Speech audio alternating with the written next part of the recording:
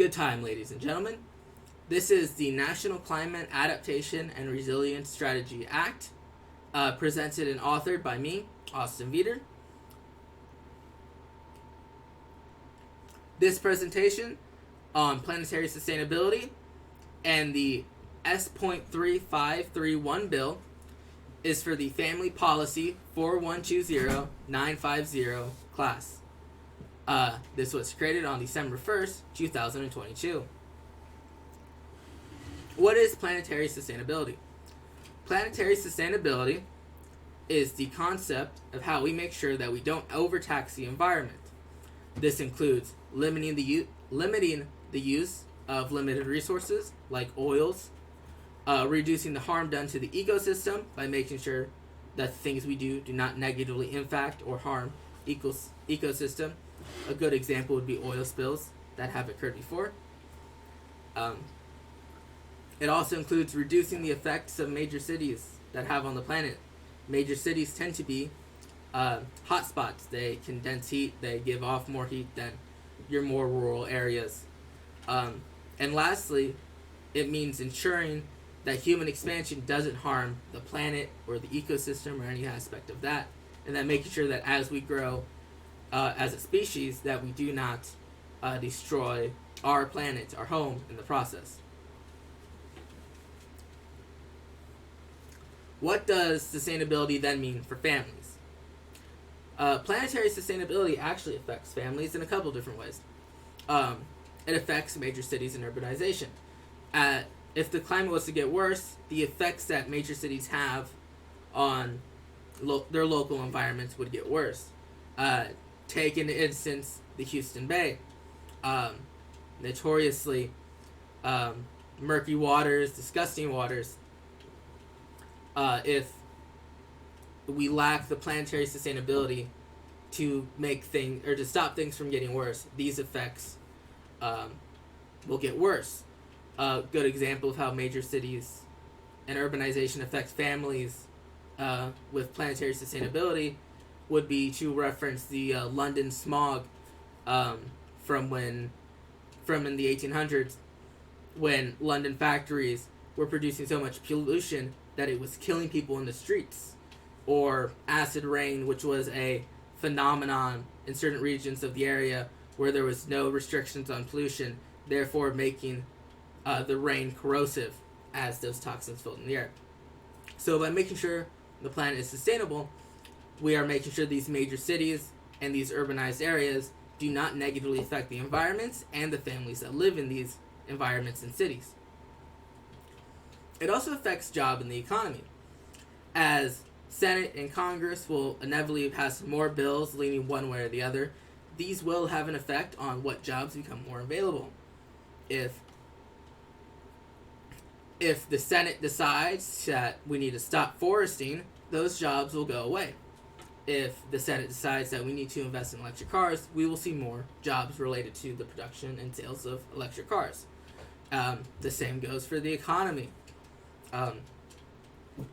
In regards to how climate change directly impacts that and not as a byproduct of the laws we produce, if us not being planetary sustainable kill off a specific species of salmon, the price of salmon is going to go up and the jobs for fishermen are going to go down.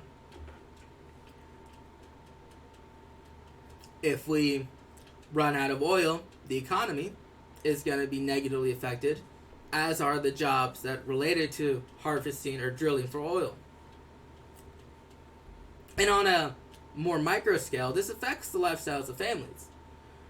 A lot of the planetary sustainability advice we are given happens on a micro level, ideally through masses. The electric car that people say will cause less pollution, having that would affect where you go, especially nowadays where that is not always, or that's not as popular an option and not always viable. That would affect where you go. You can't go to the small town in Nebraska because if you need to charge your car, you won't be able to. But it would mean that you'd be able to go to the major city an hour away. Things like that. Another thing that people recommend is to grow your own victory gardens, basically. That would affect what you buy at the grocery store. Therefore, meaning that if you have the garden that grows tomatoes, you're probably not going to stop buying tomatoes all the time, and that affects the lifestyle of the family on the more economic side of things. And various little changes like that. If you get solar panels, your electric bill will surely go down to some degree. And as we take these steps, you will see either ill side effects or positive side effects, depending on how planetary sustainability adapts going forward. How has my own personal community taken steps to sustainability, you may ask? Our local community, my local community, relies on the lakes and rivers that surround our area for tourism. So, in solely protecting our need to have this tourism, we have taken steps to slow the river and lakes erosion, planting native species of, plants, weeds, those sorts of things, to hold together the lakes and rivers so that they do not erode as quickly as what they would if there was no fauna and flora in the lakes. We've also moved towards green areas in several different aspects of our local community. The local elementary school these days is now almost completely run on the solar panels outside, creating less of a strain on the infrastructure than if they were to be connected properly without the solar panels that are on it. To go back to the more lakes and rivers area, the community makes sure we maintain biodiversity in the region to ensure that our lakes and rivers stay healthy, but also that one population or one species doesn't overgrow and start harming other species in the area. Geese are a big problem where I come from, so we make sure that they do not spread rapidly or without control, and ensuring that biodiversity stays consistent. We also limit pollution in the lakes and rivers. There are several rules and many regulations about how you can spend your time in the lakes and rivers and what things can go on, ensuring that the lakes and rivers stay healthy and aren't being damaged by oil leaks, pollution, the various side effects that could happen when you live so close to an area. How do families affect sustainability? That's pretty straightforward. Families affect sustainability by the very concept that there are a lot of families, and if we all make small changes, they'll have big impacts. The common one you hear is to have the electric car so you're not spewing extra CO2.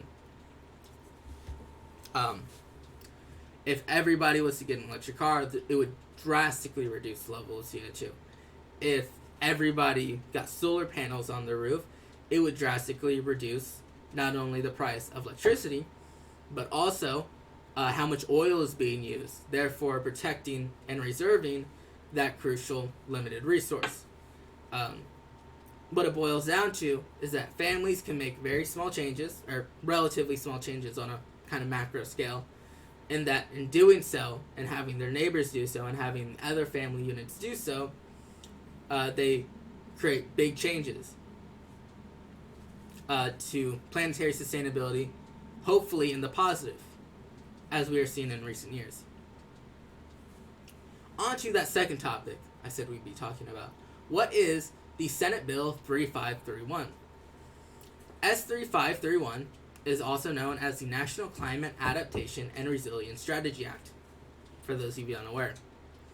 3531 is designed to require the government to produce a strategy for climate adaptation.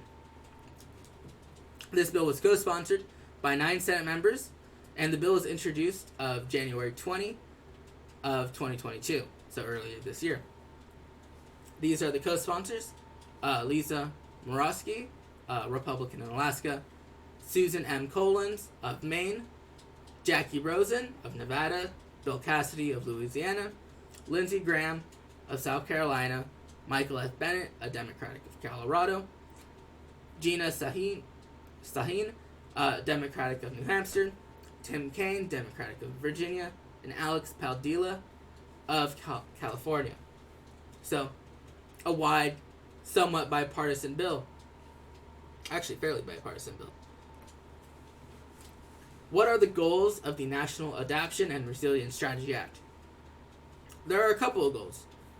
The main ones being add a new position to the executive branch, establish what they dub working groups, establish Partners Council on Climate Adaptation and Resilience, the creation of the implementation program, the establishing of Partners Council on Climate Adaptation and Resilience, to compose the National Climate Adaptation and Resilience Operation Report, and to compose the National Climate Adaptation and Resilience Strategy.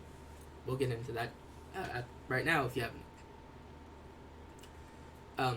To get further into what all this means, the Chief Resilience Officer is the new position they want to establish in the executive branch.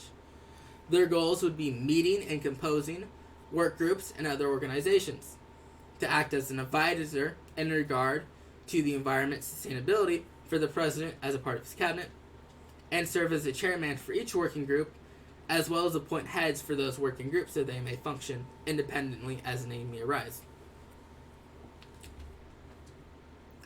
So what are these working groups?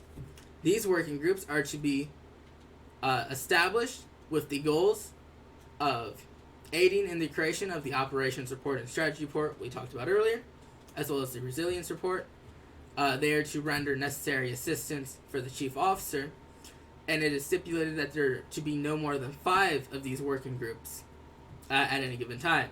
So fundamentally, they will basically compose and write the operations, strategy, and resilience reports that we will get into in a minute. The Partners Council on Climate Change, Adaptation, and Resilience. What is this council? They will work to improve climate adaptation and resilience operations.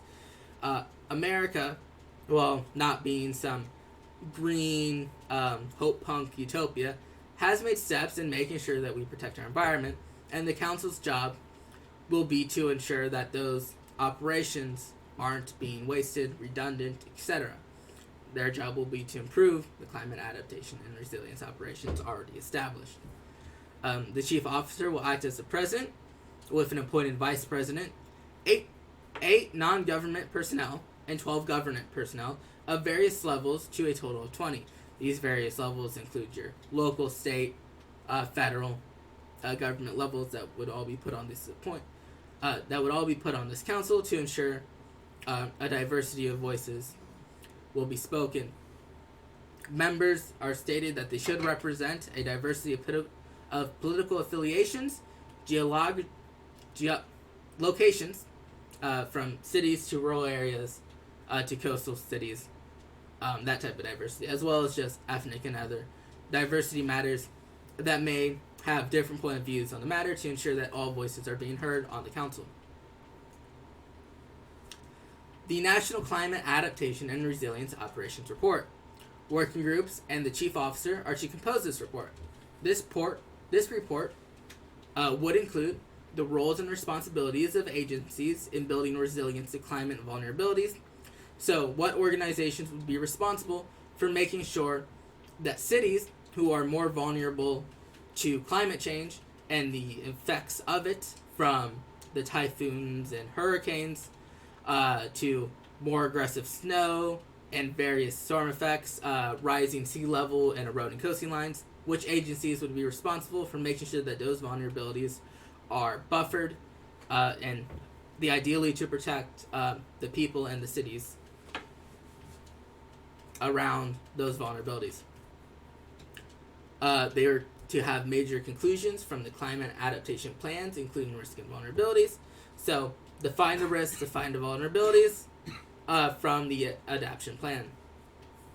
They are also to assess agencies' abilities to provide equitable adaptation plans, making sure that everybody is able and nobody will be lesser off when it comes to preparing for climate change, to adapting to the vulnerabilities and adapting to ways to better prepare yourselves and fend off the effects of climate change. They are also to have a cross-agency analysis of resilience operations to make sure that all agencies are doing their part, and to make sure that there's no bias when composing the assessment of these agencies. The effects on the family. The council has a focus on applying equitable adoptions. What this means would vary when it gets established, but it does mean that everybody, even the most small family units, would ideally be receiving the help they need to stave off these vulnerabilities. These would include supporting adapting to climate change, increasing the well-being of families, as stated, protecting the local economy that revolves around local resources, which would aid the families as a byproduct. Again, if there are no fish, there can be no fishermen. So by protecting that local economy and that local environment, you are protecting the family as a result. Aspects will be monitored, federal budgets to make sure they use better use of them. Working groups will be established, basically, to monitor how these budgets for adaptation and climate sustainability are being used, and ensuring that there are no redundancies and that they are getting to the people who need them. This will also help adapt local communities to stave off climate change, making not just the massive cities more green, but also local communities greener, making them more viable for communities. Cities better for communities.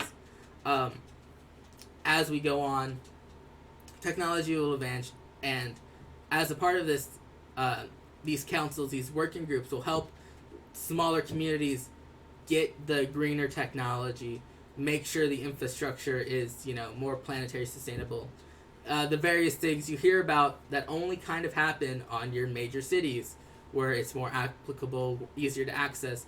So they will give smaller regions, less populated regions, the ability, the access they need to kind of get up to the level of the major cities in that regard. So what are the overall goals? The overall goals of the National Adaptation and Resilience Strategy Acts are to collect information, vulnerabilities, who's going to be affected, how are they going to be affected. Their goals are to also avoid redundancies and inefficient planning. They're going to monitor the federal budgets, they're going to monitor agencies, and make sure that they are working to the capacity that they can. With that, they're going to organize budgets and agencies to make sure they can fulfill the plans and standards that are required of them. They're also here to develop long-term strategies. Short-term is good, long-term is better. It is the wise man who plants the tree whose shade he will never see. And we have to ensure that planetary sustainability isn't just something we'll be doing in the next 5 years, but the next 20, 30 years for the later generations, and to ensure our planet has the longest lifespan possible. They're also to facilitate and identify goals and adaptations that can be taken more immediately, and also in the long term. So by developing the long term, they need to understand where the foundations are, where to add, and identify reasonable goals and facilitate those reasonable goals to help adapt our country, our environment, to climate change and those vulnerabilities. Who will be affected by this bill? Family and individuals have no effect.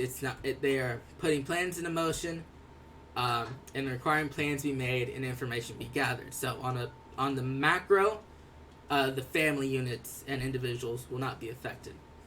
Local and state governments will have a minimal role and have a minimal effect. Obviously, they have goals to help local and state governments facilitate the adaptations they need, but also the council states that there should be state government level officials on these councils to make sure that all voices are heard. This is a federal law, so as you can imagine, the federal government has a large part to say in this. It is information collected from their agencies, it's their budget. The federal government makes the main part of this. Third parties also have a say. The council requires that non-government officials be placed on the council. This is where third parties will surely come in, from environment groups to various other aspects, and also, depending on the actions that these councils take, it could affect third parties in various ways not yet seen. Conclusion. And sustainability is ensuring that our community best adapts and best sustains the climate, protecting from climate change and adapting to ensure climate change stops changing, basically, to put it in layman's term. The community level is arguably the most important. We are small, but we are many. As the communities take the steps with the help of the bill we talked about to become greener, sustainability becomes increasingly more viable. And that the National Adaptation and Resilience Strategy Act is an act by the Senate to ensure that we have a plan for tomorrow, we have a plan for the years to come, and we have the information to enact on those plans. This has been my presentation. References as stated before you, and I wish you a good time.